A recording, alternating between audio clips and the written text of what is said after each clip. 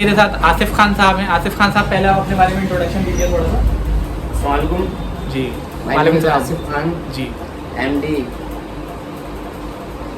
जन्नत डेवलपर नैनीताल और एमडी मनाल आई सेंटर चंडीगढ़।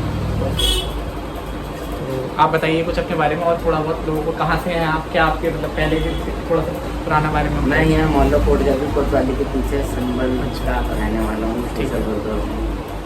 नेताजी मैं मुझे नेताजी कहते हैं।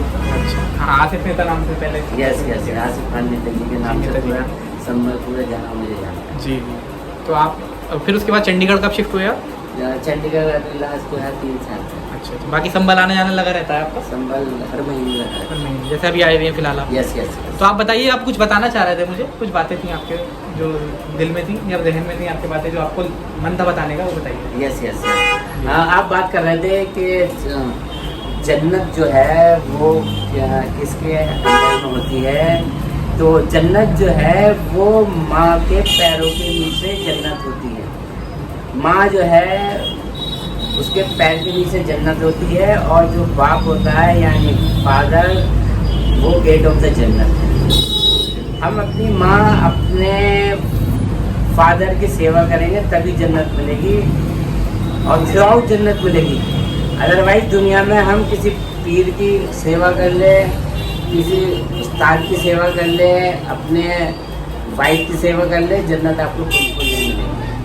ये अल्लाह और अल्लाह के रसूल ने फरमा दिया है कि जन्नत जो है वो माँ के पैरों के नीचे है।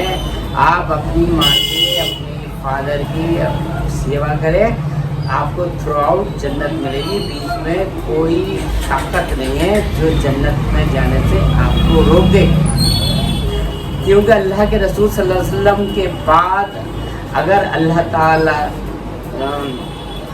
ने किसी को माना है, अल्लाह के रसूल सल्लल्लाहु अलैहि वसल्लम के बाद, तो वो सिर्फ अल्लाह के रसूल सल्लल्लाहु अलैहि वसल्लम को माना है। बाकी इतने पैगंबरों में से 1,24,000 पैगंबरों में से किसी ने नहीं माना।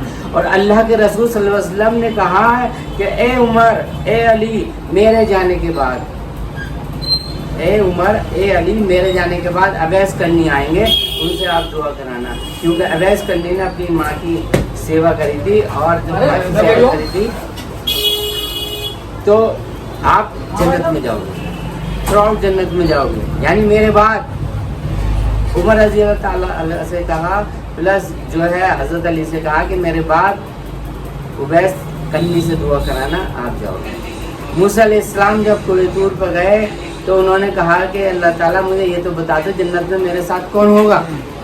तो अल्लाह ताला ने एक उन्हें एड्रेस दिया कसाई का कि फला गांव में गोश्त बेचने वाला है, वो जन्नत में आपके साथ होगा। मूसा अलैहिस्सलाम एड्रेस पूछते पूछते उसकी दुकान पे चले गए, वो गोश्त बेच रहा था। उसके बाद मूसा अलैहिस्सलाम को उसने बिठाया, आखिर में दुकान बंद करते टाइम उसने गोश्त लिया, काटा और मूसा अलैहिस्सलाम को घर ले गया।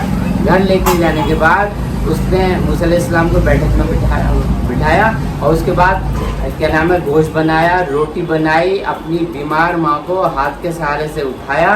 उठाने के बाद अपने दांतों से चबा चबा के अपनी माँ को खाना खिलाया। जब वो खाना खिला रहा था तो उस टाइम वो उसकी माँ उसे दुआ दे रही थी। तो ये बात मूसा अलैहिस्सलाम को आवाज़ तो आ रही थी लेकिन समझ में नहीं आ रही थी। जब अपनी माँ को वो कसाई खाना खिला के बैठक में आया, मूसा अलैहिस्सलाम के साथ उसने दस्तरखान वसी करा, यानी दस्तरखान पे खाना खाने लगा। तो मूसा अलैहिस्सलाम ने पूछा कि ये बताइए कि आपकी माँ क्या बोल रही थी। बोले जब मैं अपनी माँ की सेवा करता हूँ तो मेरी माँ दुआ देती है कि ए अल्लाह मेरे बेटे मूसा अलैहिस्सलाम के साथ मेरे बेटे को जन्नत में रखना। तो आप देखिए माँ की दुआ से मूसा अलैहिस्सलाम को अल्लाह ताला ने उस कसाई के घर पर भेज दिया। कितनी बड़ी ताकत है माँ की। और दुनिया में जब तक इंसान जिंदा है, तब जब तक उसके माँ बाप जिंदा है, तब तक उसे कोई परेशानी छू नहीं सकती, टच नहीं कर सकती, जब तक उसकी माँ बाप जिंदा है। अल्लाह न करे किसी के माँ बाप इस दुनिया में ना रहे तब उस इंसान के ऊपर 50 आफतें आ जाती है, 50 परेशानियाँ आ जाती है और वो रोटी खाने को भी परेशान रहता है। और इस चीज़ के बारे में आपका क्या कहना है कि जो लोग आजकल के लोग हैं, आजकल के जो यंगस्टर हैं, जो लड़के वड़के होते हैं सब, यस यस, ये ज़्यादा तवज्जो ज़्यादा अपना मतलब आप जानते हैं ये यंगस्ट हमारे यंगस्ट थोड़ा तवज्जो कम देते हैं माँ बाप की तरफ। यंगस्ट जो है हमारे, वो असल में अपने माँ बाप की सेवा कम करते हैं, अपने फ्रेंड की और गर्लफ्रेंड की सेवा ज़्यादा करते हैं। मतलब तो मैं माँ ये बाप चाहता के हूँ, तवज्जो नहीं रहती नहीं, मैं ये चाहता हूँ कि ये फ्रेंड आपका साथ नहीं देंगे, नंबर 1। गर्लफ्रेंड आपका साथ बिल्कुल नहीं देगी। अगर आपके पास बाइक है तो गर्लफ्रेंड आपको छोड़ के कार वाले के पास चली जाएगी, और अगर पास कार है और दूसरे के पास लग्जरी कार है तो वो लोकल कार के छोड़ के लग्जरी कार के पास चली जाएगी, यानी वो लड़के बदलती रहेगी। आप उसके लिए सीरियस हो जाते हो। लड़कों के लिए आप, मेरी रिक्वेस्ट ये है कि आप जो है लड़के जो है नई उम्र के, उनसे मैं रिक्वेस्ट करना चाहता हूँ कि लड़कियों के लिए वो इंटरेस्ट न रहे, अपने माँ बाप को देखे, अपने माँ बाप से मोहब्बत करे। माँ बाप से मोहब्बत करोगे, माँ बाप की सेवा करोगे, दुनिया में कामयाब होगे, आखिरत में भी कामयाब होगे, और इस दुनिया में जब तक आप हो माँ बाप की सेवा करते रहोगे, अल्लाह ताला आपको उरूज देता रहेगा, तरक्की देता रहेगा। बहुत बहुत शुक्रिया आपका आसिफ भाई।